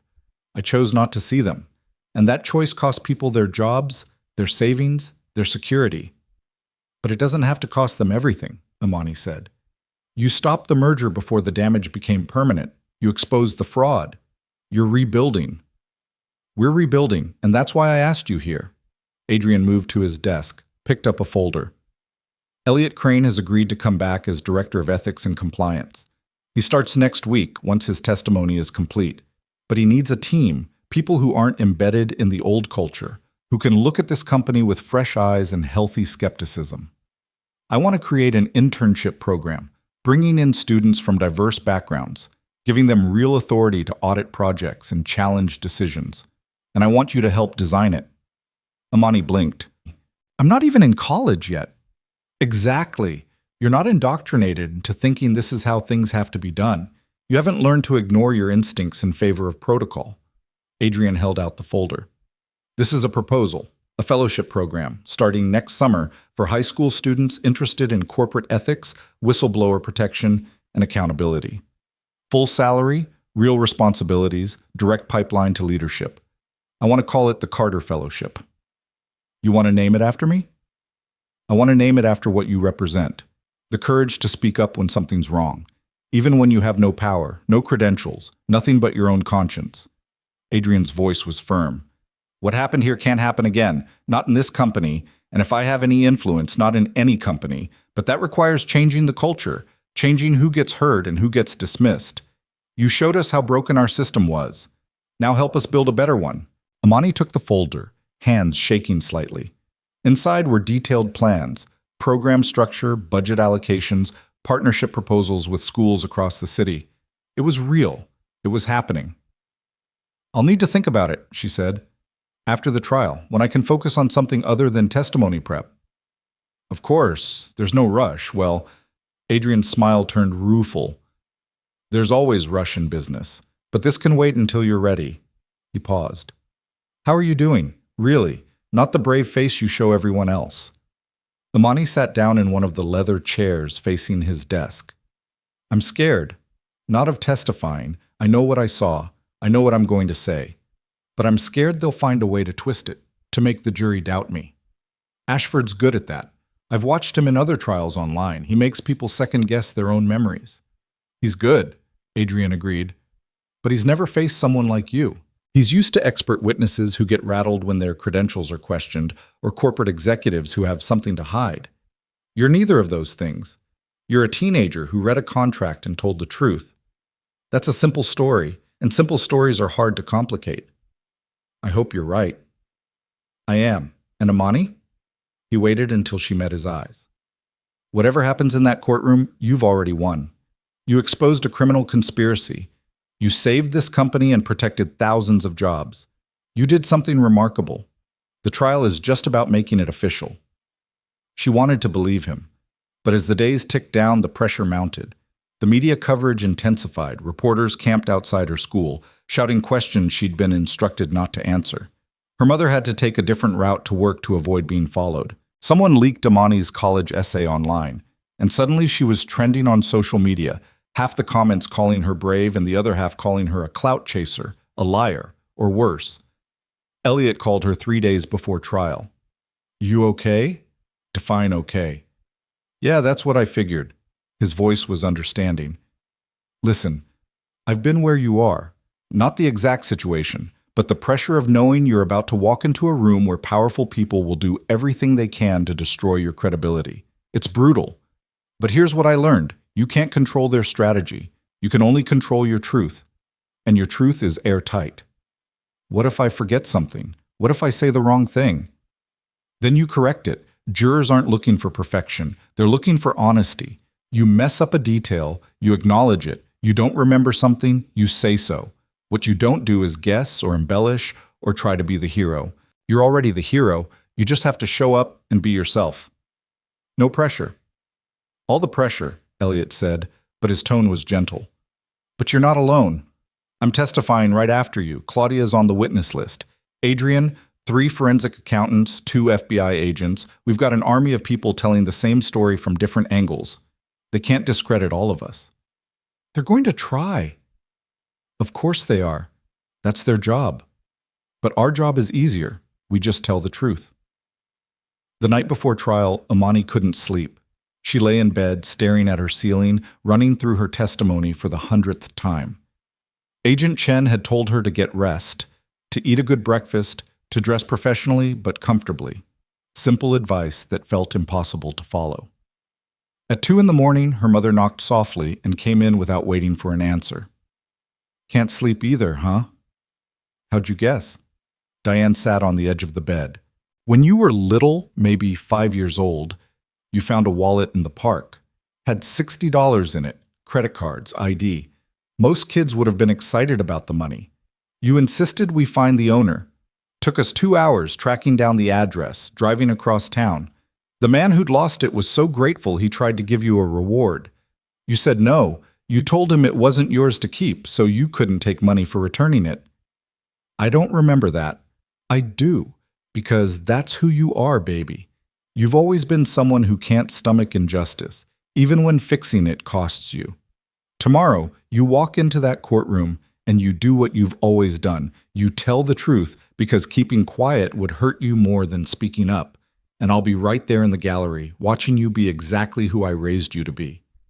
Imani's eyes burned with tears. What if it's not enough? Then we tried, and we keep trying. But Imani? Diane squeezed her hand. It's going to be enough. I feel it. Trial began on a cold November morning, the kind of day where the wind cut through your coat and the sky threatened snow that wouldn't fall. The courthouse was a granite fortress downtown, surrounded by cameras and reporters and protesters, some holding signs supporting Hale Industries, others demanding corporate accountability. A few conspiracy theorists claiming the whole thing was a setup. Police kept the crowd back as Imani and her mother entered through a side door, escorted by Agent Chen and 2 marshals. Inside, the building was all marble and echo, voices bouncing off high ceilings, footsteps clicking on polished floors. Chen led them to a secure waiting room on the 3rd floor, away from the main corridor. You'll stay here until you're called. It might be this afternoon, might be tomorrow. The prosecution's opening statement is first, then they'll start with the documentary evidence. But they want you early, while the jury's still fresh. How do I look? Imani had chosen carefully. Dark blue dress, modest but professional, minimal jewelry, hair pulled back. She wanted to look competent without looking like she was trying too hard. You look like someone telling the truth, Chen said. That's all you need. The morning dragged. Imani could hear the trial through the walls, muffled voices and occasional bursts of sound, but couldn't make out words. Her mother sat beside her, holding her hand, occasionally offering water or snacks that Imani couldn't eat. At noon, a clerk brought sandwiches. At 2, Chen returned. They're ready for you. Prosecution's finishing up with the contract analysis. Then they'll call you to establish the discovery timeline. She knelt in front of Imani, her expression serious but kind. Remember, eyes on the jury when you answer. Speak clearly. Take your time. You've got this. Imani stood on shaking legs. Her mother hugged her tight. I love you. I'm so proud of you. Now go show them who you are. The courtroom was smaller than Imani had imagined from watching TV, more intimate. The jury box was to her right. 12 faces, diverse in age and race and expression, all watching her with varying degrees of curiosity and skepticism. The judge sat elevated at the front, Judge Ortiz looking exactly as formidable as her reputation suggested. The prosecution table was to her left. 3 attorneys in sharp suits organized stacks of documents in front of them. And across the aisle, Selena Hart sat at the defense table, and their eyes met for a fraction of a second. She looked different, thinner, paler, her silver dress replaced by a simple gray suit, her hair pulled back severely, but her eyes were the same, calculating, cold, absolutely certain of her own superiority. Beside her, Graham Voss looked worse, gaunt, nervous, constantly whispering to his attorney. And behind them, in the gallery, Margaret Voss glared at Imani with undisguised hatred. Imani forced herself to look away, to focus on the witness stand. The bailiff called her forward. "Please state your name for the record." "Imani Diane Carter." "Please be seated." She sat. The prosecutor, a woman named Lisa Brennan with kind eyes and a reputation for dismantling corporate fraud, approached with a gentle smile. "Ms. Carter, thank you for being here today. I know this isn't easy. Let's start at the beginning. Can you tell the jury what you were doing on the evening of October 8th? And Imani began to tell her story. She described the copier, the jammed pages, the moment she'd started reading and realized something was wrong. She walked through her thought process, explaining how her previous research into corporate fraud had given her the context to recognize the liability transfer. She testified about trying to warn the company, about her mother's suspension, about Elliot's phone call and the decision to attend the gala. Brennan guided her through the wire transfer documents, asking her to identify what she'd shown Adrian that night. Then came the timeline, the merger signing, the FBI investigation, the arrests. Every answer was precise, factual, without embellishment. "Ms. Carter, when you first saw that contract, what did you think you should do?" "I thought I should tell someone. I knew it was wrong, and I knew if nobody stopped it, a lot of people would get hurt." "Were you worried about the consequences? About what might happen to you or your family?" "Yes. My mom told me to stay out of it. She was worried we'd lose her job, lose our income. And she was right to worry. She did get suspended." "But you came forward anyway. Why?" Imani looked at the jury, forcing herself to meet their eyes. Because staying quiet would have meant watching Mr. Hale lose his company, watching all those employees lose their jobs, watching criminals get away with stealing millions of dollars. I couldn't do that. Even if it cost us, I couldn't do nothing. "Thank you, Ms. Carter. No further questions." Brennan sat down, and Richard Ashford rose. He was tall, silver-haired, with the kind of smooth confidence that came from 40 years of winning. He smiled at Imani like they were old friends. "Ms. Carter, good afternoon. I just have a few questions to clarify some things. You testified that you were helping your mother clean on the night of October 8th, but you're 16 years old. Isn't it illegal for minors to work in that capacity without proper permits?" "I wasn't being paid. I was helping my mother." "I see. And when you came across these documents, these confidential proprietary documents, your first instinct was to photograph them with your phone, is that correct?" "Yes. Without permission, without authorization. You took photos of private corporate documents and removed them from the premises." "I documented evidence of fraud."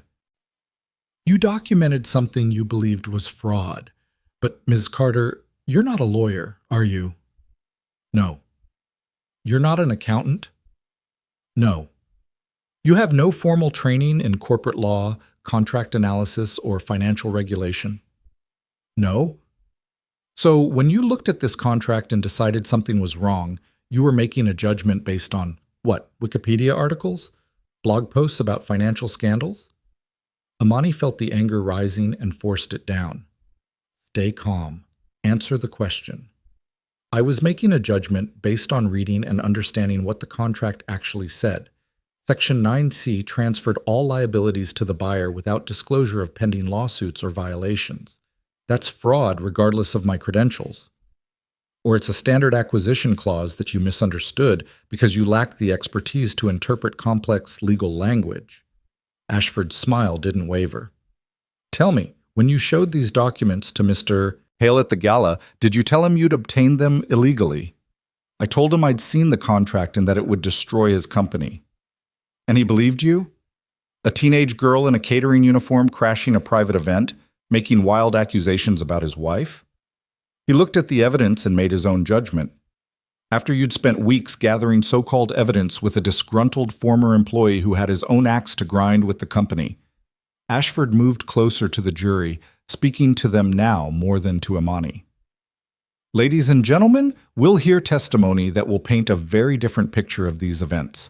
A picture of a teenager who overstepped, who misunderstood what she saw, and who became a pawn in a larger corporate power struggle. Ms. Carter, isn't it possible that you saw something completely innocent and through your own inexperience and the coaching of others, turned it into a conspiracy theory? No. Imani's voice was steady. I know what I saw. The wire transfers prove it, the emails prove it, the audio recordings prove it. My testimony is just one piece of evidence, but all the evidence points the same direction. Ms. Hart and Mr. Voss deliberately defrauded Hale Industries. Or, Ashford said smoothly, you're a bright young woman who got caught up in something you didn't fully understand and are now too invested in the narrative to admit you might have been wrong. I'm not wrong. We'll see. No further questions. Imani stepped down, her legs steadier than she'd expected. She'd survived cross-examination. She'd told her story. Now it was up to the jury to decide what they believed. Over the next 3 weeks, the prosecution built its case piece by piece. Elliot testified about discovering the scheme, about the months of gathering evidence while watching his back. Adrian took the stand and described the betrayal the moment he realized his wife had been plotting his destruction. Forensic accountants walked the jury through the shell companies and wire transfers, connecting every dollar back to Selena and Voss. FBI agents testified about the arrests, the attempted flight, the evidence seized from Selena's apartment, including detailed plans for liquidating Hale Industries' assets and distributing the proceeds. The defense fought hard. They called character witnesses who described Selena as a devoted philanthropist, suggesting she'd been manipulated by Voss. They called business experts who claimed the contract language was standard, that Adrian had mismanaged the due diligence, that this was a case of buyer's remorse dressed up as fraud. They tried to paint Elliot as bitter and vindictive, Imani as naive and manipulated. But the evidence was overwhelming, and when the prosecution played the audio recording, Selena's voice clearly directing Voss to sabotage Meridian's environmental compliance, the courtroom went silent. Even Ashford's practiced composure cracked slightly. The trial stretched into December. Closing arguments were scheduled for the week before Christmas, and as Imani sat in the gallery with her mother, watching Brennan deliver the prosecution's final statement, she felt the weight of everything settling on her shoulders. Ladies and gentlemen, Brennan said, standing before the jury box, her voice clear and strong, this case is about trust betrayed and greed unchecked. Selena Hart and Graham Voss didn't just commit fraud, they weaponized love, loyalty, and the trust of thousands of employees who believed their company was being led with integrity. They built an elaborate scheme to destroy from within, betting that no one would notice, that no one would care enough to look closely at page 14 of a contract. They were wrong. A 16-year-old girl cared. She looked. She spoke up. And because of her courage, we're standing here today, holding them accountable. The defense wants you to believe this is complicated, that maybe these were just business mistakes, that maybe everyone's overreacting. But the evidence is simple. The wire transfers don't lie. The emails don't lie. The audio recording doesn't lie. Selena Hart and Graham Voss are guilty, and it's time to say so. Ashford's closing was masterful. He acknowledged the evidence but suggested alternative interpretations, raised questions about motivations and timing, painted his clients as victims of an overzealous investigation. But when he tried to discredit Imani one last time, calling her testimony the confused observations of a child playing detective, Imani saw several jurors frown. Judge Ortiz gave her instructions. The jury filed out. And then came the hardest part, waiting. Imani went back to school trying to focus on finals. She went through the motions, answering questions about polynomials and Shakespearean sonnets, while her phone sat in her pocket, waiting for the call that would tell her the jury had reached a verdict. It came 3 days later, late afternoon, while she was walking home. They're back, Chen said. Verdict reading is in 1 hour. Can you make it? Imani ran. The courtroom was packed. Standing room only, cameras outside and reporters jamming the hallway. Amani pushed through to her mother, who'd saved her a seat in the front row of the gallery. Adrian was there, flanked by Claudia and his legal team. Elliot sat 2 rows back, his face pale but determined. The jury filed in, 12 faces carefully neutral. Judge Ortiz called the court to order. Has the jury reached a verdict? The forewoman stood, a middle-aged black woman who'd taken meticulous notes throughout the trial. We have, Your Honor. On the charge of wire fraud, how do you find the defendants? Guilty? The courtroom erupted. Judge Ortiz's gavel cracked like lightning. Order! But the forewoman wasn't finished. Count after count. Securities fraud, conspiracy to commit fraud, money laundering, obstruction of justice. The verdict was the same. Guilty. Guilty. Guilty. Selena Hart's face remained impassive, but her hands clenched on the table. Graham Voss dropped his head into his hands. Margaret Voss, in the gallery, made a sound like a wounded animal. Judge Ortiz silenced the room with a look. The defendants are remanded into custody pending sentencing. We'll reconvene in 30 days. She looked directly at Selena and Voss. You built your fortune on the destruction of others. Now you'll face the consequences. As the marshals led them away, Selena turned and looked back at the gallery. Her eyes found Imani's, and for just a moment, something flickered across her face. Rage, maybe, or grudging respect. Then she was gone, and the courtroom dissolved into chaos. Reporters shouting questions, people embracing, the weight of months of tension finally releasing. Imani stood there, numb, as her mother pulled her close. You did it, baby. You did it. Adrian appeared beside them, tears streaming down his face. Thank you. I don't have words for thank you. But Imani wasn't looking at any of them. She was looking at the jury box, empty now, thinking about 12 strangers who'd listened to her story and believed her. 12 people who'd decided that truth mattered more than power, that justice was worth fighting for even when the odds seemed impossible. Agent Chen found her in the hallway as the crowd dispersed. How are you feeling? I don't know, Imani said honestly. It doesn't feel real yet. It will, probably around 3 in the morning when you wake up and realize it's actually over. Chen smiled. You should be proud. You took on something most adults wouldn't have the courage to face, and you won. We won, Imani corrected. All of us. Sure, but you started it. Don't forget that. As they left the courthouse, snow was finally falling, soft and quiet, covering the city in white. Imani tilted her face up, let the flakes melt on her skin, and for the first time in months, she felt like she could breathe. It was over. The fight was won. And somehow, impossibly, the girl who'd started it all by reading 3 pages in a copier tray had changed everything. The snow kept falling as Imani and her mother walked home through the quiet streets, neither of them speaking, both processing what had just happened in that courtroom. Guilty on all counts. The words echoed in Imani's mind like a bell that wouldn't stop ringing. She'd imagined this moment for months, rehearsed how she'd feel, but the actual emotion was something else entirely. Not triumph exactly, more like relief mixed with exhaustion, mixed with the strange emptiness that comes when the thing you've been fighting for is suddenly, finally won. Her phone buzzed constantly in her pocket. Texts from classmates, teachers, people she barely knew, all congratulating her, calling her brave, asking for interviews. She ignored them all except one, from Elliot. Justice. Finally, thank you for not giving up. She texted back, thank you for trusting me. That night, Diane cooked a real celebration dinner. Jerk chicken, rice and peas, plantains, the kind of meals she used to make on special occasions before money got tight and nights got long. They ate slowly, savoring not just the food, but the absence of fear, the knowledge that they could sleep without wondering what threat would materialize next. Halfway through the meal, Diane's phone rang. She glanced at the screen and her eyebrows rose. It's the HR director from Hale Industries, at 8 p.m. on a Friday, she answered. Hello? Yes, this is Diane Carter. A pause, her expression shifting from confusion to disbelief. Are you serious? No, I understand. Yes. Thank you so much. She hung up, staring at the phone like it might disappear. Mom? They just offered me a position, facilities operations supervisor, salaries 3 times what I was making, day shift, benefits, pension, the works. Diane's voice cracked.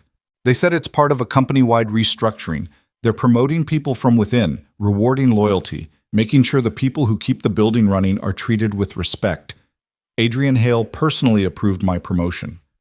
Amani felt tears prick her eyes. You deserve it. You've deserved it for years.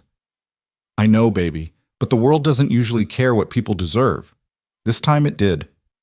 Diane reached across the table and squeezed her daughter's hand. This time, we made it care. The weekend passed in a blur. Amani slept for 12 hours straight, then woke and slept another 6. When she finally emerged from her room on Sunday afternoon, she found her mother on the couch reading the newspaper coverage of the trial. Every major outlet running variations of the same story. Teenage whistleblower helps bring down billion-dollar fraud. Some of the articles included her photo, the school picture from last year, slightly awkward, very ordinary. She looked like exactly what she was, a 16-year-old kid who'd stumbled into something massive. They're calling you a hero, Diane said, not looking up from the paper. I'm not a hero. I just read a contract. Heroes never think they are. That's part of what makes them heroes. Now Diane did look up, her expression serious. You're going to have opportunities now, baby. People are going to want to interview you, write books about you, turn this into a movie probably. You need to decide what you want from all of this. I want it to be over, Amani said honestly. I want to finish high school, go to college, and stop having police officers outside our door. The officers are gone as of this morning. Chen called, she said with Selena and Voss in custody and the conspiracy dismantled, there's no credible threat anymore. Diane folded the newspaper. But the attention isn't going to disappear overnight. You changed something big, and people are going to remember. The question is how you want to carry it. Amani thought about that as Monday arrived and she returned to school. The stares were different now, not just curious but almost reverent, which made her deeply uncomfortable. In calculus, Mr. Peterson asked if she'd be willing to talk to the class about civic responsibility and standing up for what's right. In English, Ms. Rivera wanted to discuss courage in literature versus courage in real life. At lunch, underclassmen she'd never met came up to thank her for proving that young people could make a difference. It was overwhelming and flattering and exhausting all at once. Marcus cornered her after school. So, you're famous now. How's that feel? Weird. I didn't do this to be famous. I know. That's why people respect it. He walked with her toward the bus stop.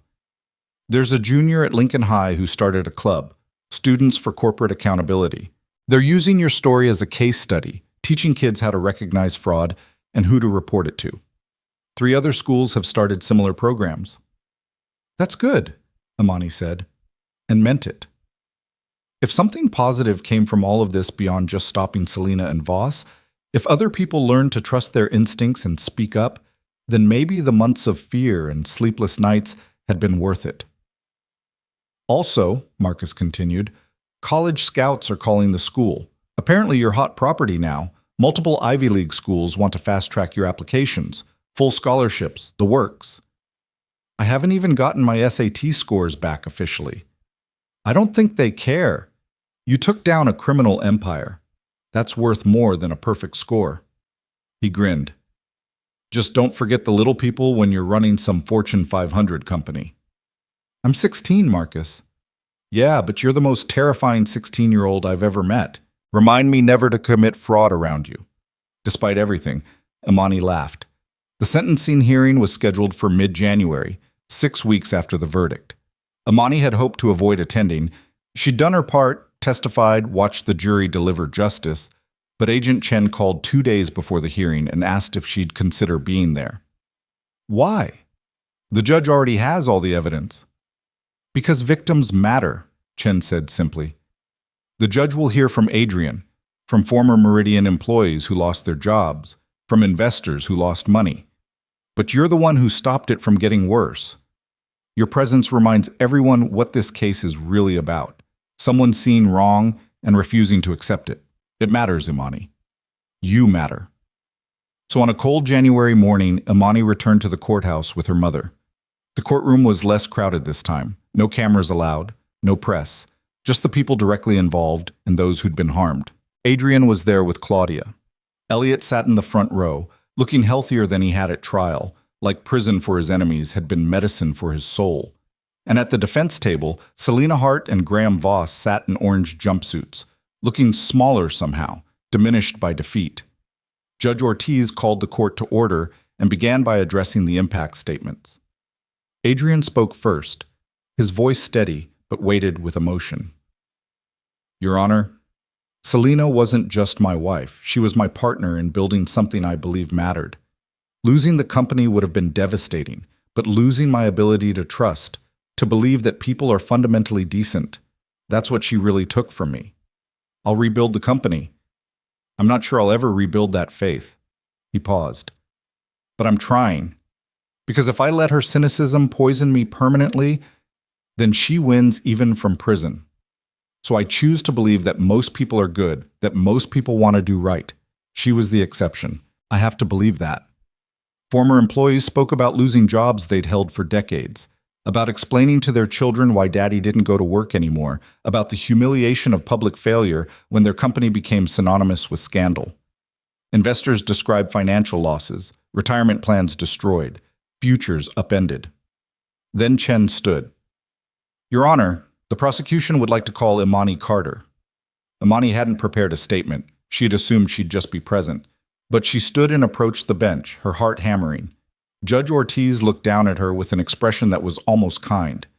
Ms. Carter, you've already testified. You're not obligated to speak now. I know, Your Honor, but I'd like to, if that's okay. Proceed. Imani turned to face Selena and Voss. They both stared back, Selena with cold defiance, Voss with resignation. She spoke directly to them. I keep thinking about the night at the gala, when I showed Mr. Hell the evidence and you realized something was wrong. You looked at me like I was nothing, like I was so far beneath you that I couldn't possibly matter. And I think that's been your mistake all along. You thought people like me don't count, that we're invisible, that you can hurt us without consequence because we don't have money or power or connections. But you were wrong. Her voice strengthened. I counted. My mother counted. Every single person whose life you tried to destroy counted. And we fought back. We won. So I hope you spend every day in prison remembering that the person who brought you down was someone you thought didn't matter. Because maybe that'll teach you something about value and dignity and what actually makes someone powerful.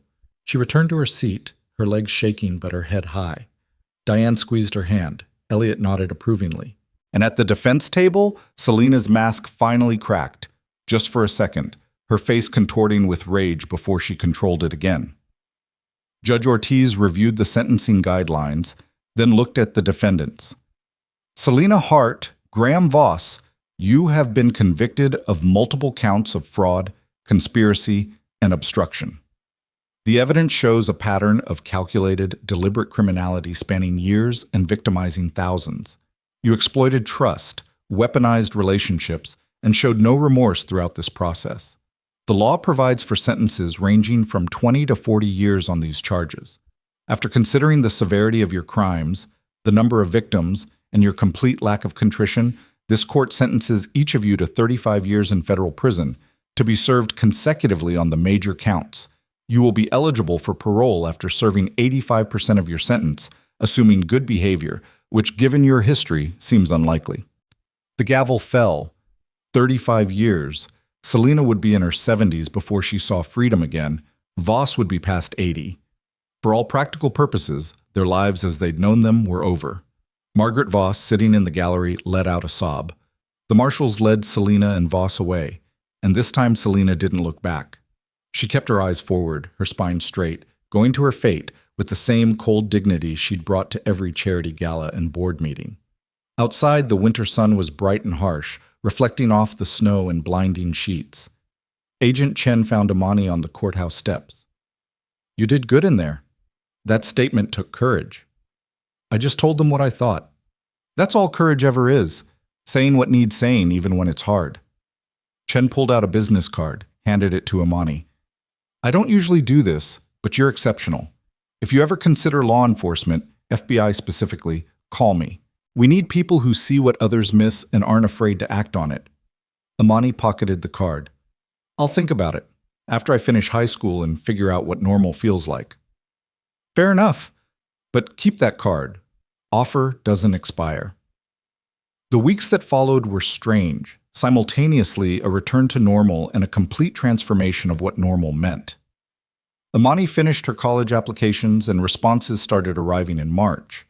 Harvard, Yale, Stanford, Princeton, everyone accepted her with full scholarships and letters that mentioned not just her academics, but her character, her courage, her demonstrated commitment to justice.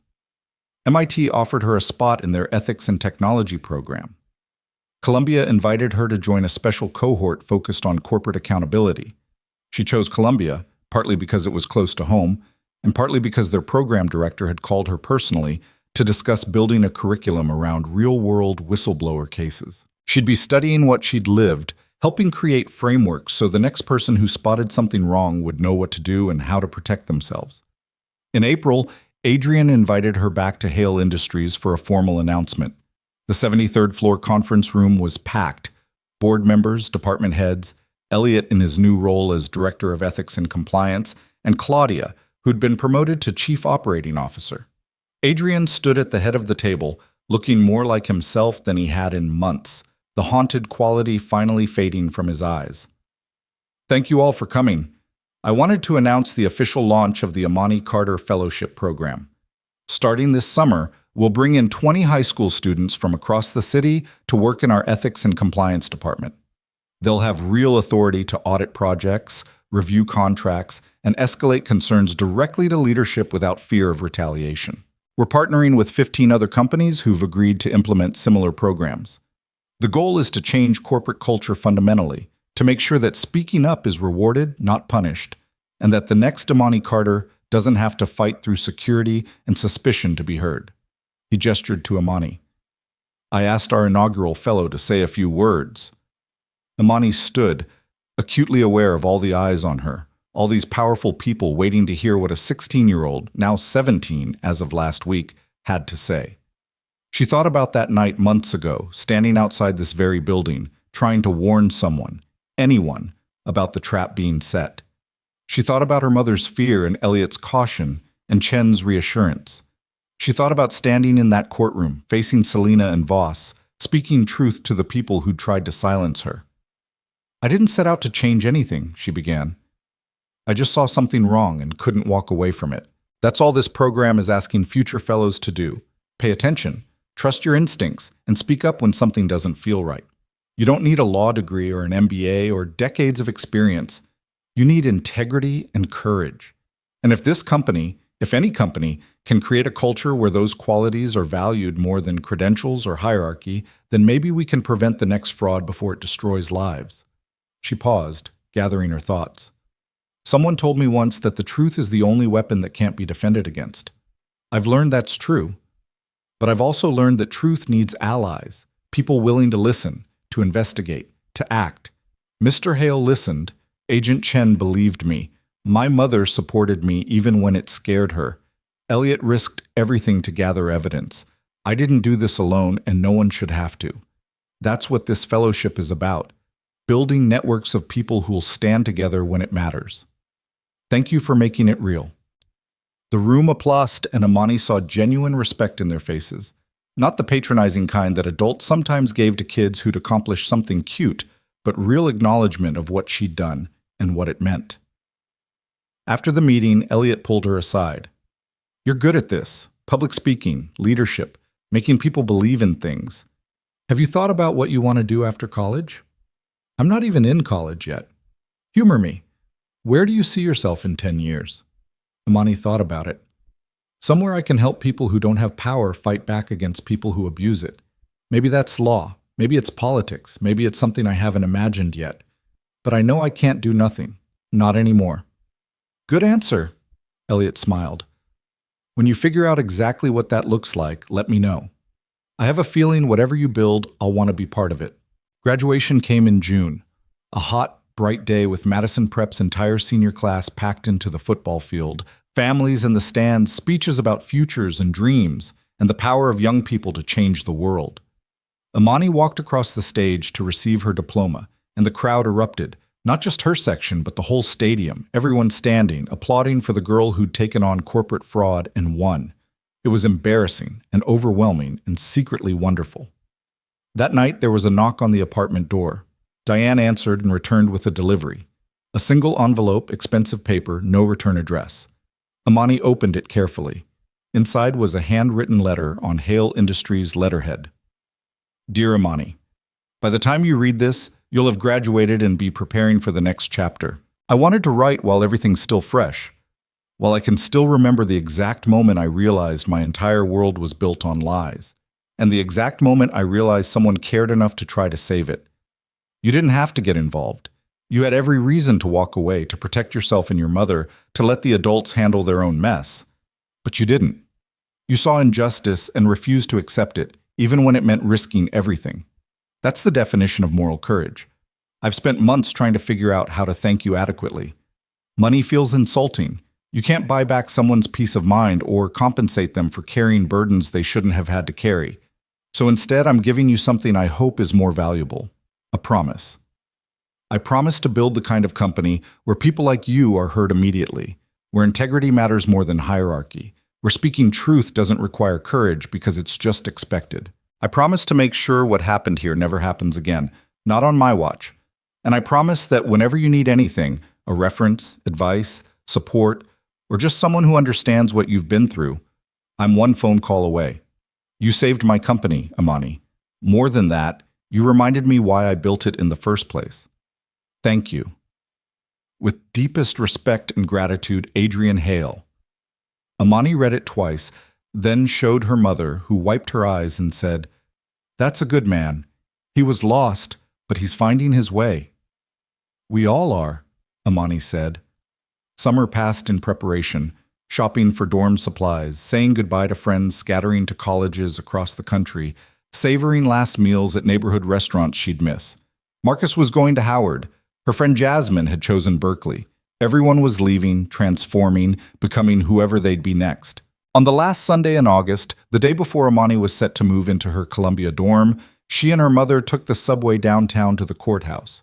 Not for legal reasons this time, just to see it again, to close the loop. They stood on the steps where Imani had faced cameras and questions, where she'd learned that speaking up had consequences both terrifying and transformative. Do you regret it? Diane asked suddenly. Any of it? The fear, yes. The threats, definitely. Having to testify and be cross-examined, I could have done without that. Imani thought about it. But the actual decision to speak up? No, I don't regret that. If I'd stayed quiet, I'd have spent the rest of my life wondering if I could have prevented all that damage. At least this way I know. I tried. We won. That matters. It does. Diane put her arm around her daughter. You know what I'm proudest of? Not that you're going to an Ivy League school, or that you helped take down criminals, or that you're going to be on magazine covers and in documentaries. I'm proud that you're still you, still the girl who returns lost wallets and reads contracts because she cares about the truth. Don't lose that, baby. The world's going to try to make you cynical, try to convince you that fighting doesn't matter or that power always wins. Don't let it. I won't, Imani promised.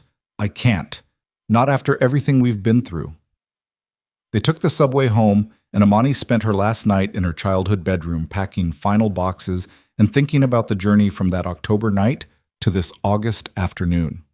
In 9 months, she'd gone from invisible to impossible to ignore. She'd learned that courage wasn't the absence of fear, but the decision to act despite it. She'd discovered that truth really was the most powerful weapon, but only when wielded by people willing to risk everything to expose it.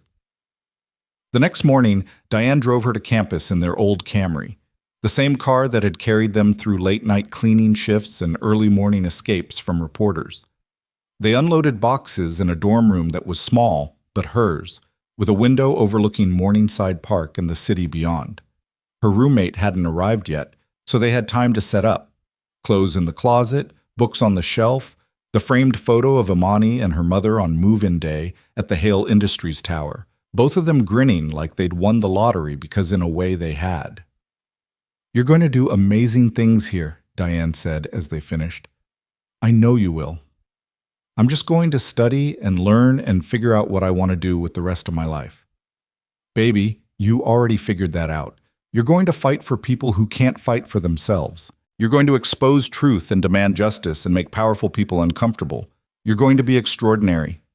Diane kissed her forehead. "You already are." They said goodbye at the curb, both crying a little, both pretending they weren't.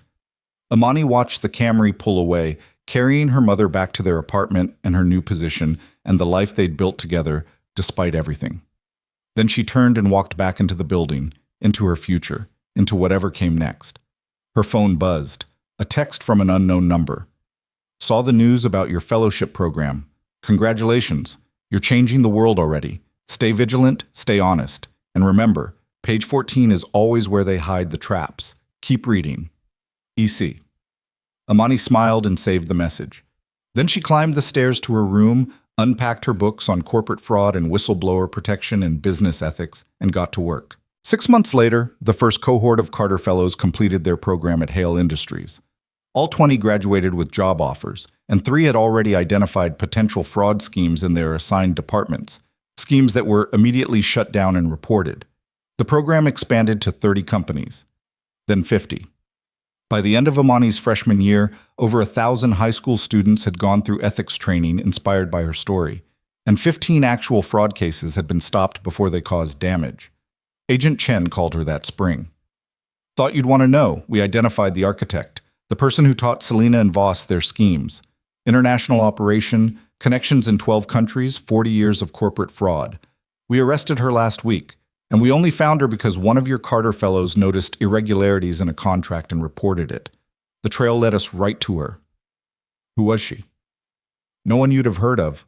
But she'd been teaching people how to build these frauds for decades, always staying in the shadows, always letting her students take the fall if things went wrong. She's not in the shadows anymore. She's facing 200 years in federal prison across multiple jurisdictions." Amani felt something settle in her chest, a final piece clicking into place. It's really over. This case is. There'll be others. There always are. But you started something, Amani. A movement. People are paying attention now. They're reading page 14. "Good," Amani said. "That's good." She graduated from Columbia 3 years later, early, with highest honors, with multiple job offers from government agencies and nonprofits and law firms. She chose the Southern District of New York Prosecutor's Office, joining their corporate fraud division, working alongside people like Chen to build cases against the next generation of Selena Harts and Graham Vosses. But on weekends, she volunteered with the Carter Fellowship Program, now operating in 300 companies across 30 states. She met with high school students, shared her story, taught them how to recognize fraud and where to report it. She watched young people, some brilliant, some struggling, all determined, learn to trust their instincts and stand up for what was right. One Saturday, a 15-year-old girl approached her after a training session. She was nervous, twisting her hands, clearly working up courage. "Ms. Carter, I think I saw something at my mom's company. Something wrong in a contract. But I don't know if I should say anything. What if I'm wrong? What if I get her in trouble?" Amani knelt down so they were eye level. "Tell me what you saw." The girl explained, haltingly at first, then with growing confidence, about liability clauses and hidden transfers and language designed to deceive. And as Amani listened, she felt the same electric recognition she'd felt that night at the copier, the certainty that something was wrong and needed fixing. "You're not wrong," Amani said gently, "and you need to report it. I'll help you. We'll make sure your mom's protected, make sure you're safe. But you can't ignore this. Too many people will get hurt." "But I'm nobody. Why would anyone listen to me?" Amani smiled. "I was nobody too. Just a girl with a janitor badge who happened to read the wrong contract, or maybe the right one. The point is, you don't need to be somebody for your voice to matter. You just need to tell the truth and refuse to back down. Can you do that?" The girl nodded, fear and determination warring in her eyes. "I can try." That's all any of us can do. Try, and keep trying until justice happens. Amani stood. Come on, let's make some calls. As they walked together out of the building and into the bright afternoon, Amani thought about that October night 5 years ago when she'd been exactly where this girl was now, scared and uncertain, and convinced she was too small to matter. She thought about everything that had happened since, all the battles and victories and moments when giving up would have been so much easier than pushing forward. She thought about Selena Hart, aging in a federal prison, her empire of lies collapsed into dust. She thought about Adrian Hale, rebuilding his company on foundations of integrity instead of trust misplaced. She thought about her mother, thriving in a career she'd earned through decades of invisible work finally made visible. She thought about Elliot and Claudia and Chen and all the others who'd chosen to fight instead of flee. And she thought about this girl beside her, this 15-year-old nobody who'd just decided that speaking up mattered more than staying safe, who was about to learn that courage wasn't something you were born with, but something you chose, again and again, every time the easy path looked tempting and you took the hard one anyway. The city stretched around them, millions of lives and stories and battles being fought in offices and courtrooms, and quiet moments when someone had to decide whether to speak or stay silent. Most of those battles would never make the news. Most of those victories would never be celebrated. But they mattered. Every single one mattered. Amani pulled out her phone and started making calls, helping this girl fight her fight the way others had helped Amani fight hers, paying forward the courage and support that had carried her through her darkest moments. And as she talked, explaining the process and promising protection and assuring this frightened teenager that she wasn't alone, Amani realized something profound. She'd spent years being called a hero, being told she'd changed the world, being celebrated for courage and integrity. But the real victory wasn't any single case or verdict or sentence. The real victory was this: creating a world where the next person who spotted something wrong wouldn't have to be exceptional or fearless or remarkable to be heard. They'd just have to be honest. And there'd be systems and people and structures in place to protect them, to amplify their voice, to make sure truth mattered more than power. That was the world Amani was building, one conversation at a time, one training session at a time, one frightened teenager at a time. It wasn't glamorous, it wasn't dramatic, it wouldn't make headlines or win awards. But it was justice. Real, lasting, transformative justice. The kind that didn't just punish the guilty but prevented future crimes by making accountability inevitable and courage accessible.